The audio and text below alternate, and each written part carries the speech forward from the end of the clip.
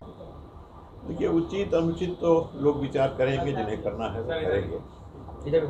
लेकिन जातीय जनगणना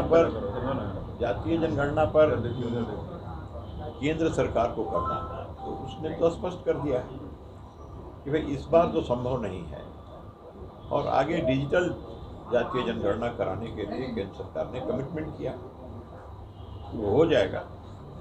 अब बीच के समय में ये सब मांग उठी है, लेकिन मुझे तो ताज्जुब है कि 10 वर्षों तक मनमोहन सिंह जी रहे, उनके समय में ये बात क्यों नहीं उठी। और जो लोग आज इसको एक सवाल और मुद्दा बना करके चाहते हैं और उस पर कोई राजनीति करना, इस नियत से इस मामले को उठा रहे हैं, तो वो लोग तो उस सरकार में थे, तो उस समय इन लोगों ने क्यों नहीं ये बात की। तो मनमोहन सिंह के समय उन्होंने, जब वो सत्ता में थे, वो थे, उसमें उनकी भागीदारी थी और केंद्र सरकार को ही करना था, तो मनमोहन सिंह के समय में करवा लिए रहते। सारी गिनती उस समय, अब ये गिनती जानवरों की होती है तो इनकी होती है, उनकी होती है, तो आदमी की क्यों नहीं सकती। ये तमाम जो तर्क दिए जा रहे हैं, ये तर्क उस समय क्यों नहीं दिए गए। हम तो यही बात, हर लोग के मन में ये सवाल उठ रहा है, और आज भी ये सवाल जो उठा है इस तरह से, तो ये सवाल बीच में क्यों उठा, जब जनगणना का काम इतना आगे बढ़ चुका है, जब बीच में सब कुछ रोक करके फिर ये गणना नहीं की जा सकती, तो सारी गणना ही रुक जाएगी, और वो संभव नहीं है।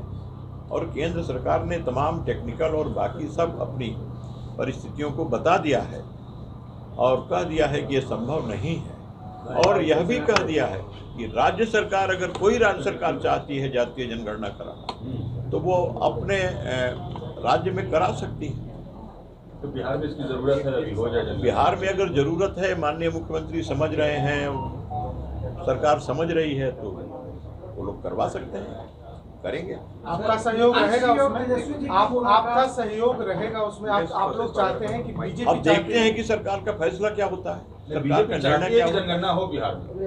देखिए, हम लोग तो केंद्र सरकार का जो ये निर्णय है कि जातीय जनगणना संभव नहीं है देश में, तो ये बात तो समझ रहे हैं, और इस बात को माननीय मुख्यमंत्री और बिहार की सरकार भी इसको समझ रही है, इन सारी कठिनाइयों को समझ रही है। लेकिन जातीय जनगणना जरूरी है, सामने देखिए, यह भी लोग समझने वाले लोग हैं, तो निश्चित रूप से अगर बिहार में है, सरकार चाहेगी तो इसको करवाए। आप लोग साथ दीजिएगा इसमें? अब सरकार का कोई निर्णय होगा तो इसमें साथ नहीं देने का क्या बात है, और देने की क्या बात है, सरकार करवाएगी। देरी हो रही तो तेजस्वी सवाल उठा रहे हैं, क्यों देरी हो रही? अब तेजस्वी की उंगली के इशारे पर राज्य सरकार नहीं चलेगी ना। राज्य सरकार तो जनता की इच्छा पर, जनता की जरूरतों पर, जनता के हितों के व्यापक सवाल पर चलती है ना। लेकिन चल तो रही है, उन्होंने समय मांगा, 24 घंटे के अंदर समय मिल गया। तेजस्वी की जो राजनीति है, उनके उंगली के इशारे पर जो चला रहे हैं, उस इशारे पर राज्य सरकार तो चलने के लिए बाध्य नहीं है। हम तो जनता के इशारे पर, जनता की उंगली के इशारे पर चलने वाले लोग हैं। चल तो रही है ना, उन्होंने 72 घंटे का समय मांगा और 24 घंटे के अंदर समय मिल गया उनको वहाँ से। मुख्यमंत्री से क्या माना जाए इसमें सर मंत्री जी? अब ये देखिए, जितनी बातें होती हैं, जितनी घटनाएं घटती हैं, सबका कोई राजनीतिक अर्थ मत निकाला करिए। विपक्ष के नेता हैं, अगर उन्होंने समय दिया है कि इतने घंटे बाद हम सड़क पे उतरेंगे, तो ये लोकतांत्रिक तरीके से चुनी हुई एक लोकप्रिय सरकार है, ये पॉपुलर गवर्नमेंट है। डेमोक्रेसी में जो पॉपुलर गवर्नमेंट है, उसका कर्तव्य होता है कि विपक्ष की आवाज़ सुने। तो ऐसा मुख्यमंत्री ने कर दिया, तो कौन भारी उसमें दोष हो गया। उन्होंने 48 घंटा का समय दिया, मुख्यमंत्री ने 24 घंटे में सुन लिया। अगर ये वीडियो पसंद आई और वह बिहार के राजनीति और बिहारियत से सरोकार रखेनी, तो सब्सक्राइब बटन दबा के चैनल के सब्सक्राइब कर ली। ओजे एगो घंटी बा, ओकरा बटन दबा देला से कुल सटीक और मारक खबर रुआ मुफ्त में मिल जाई।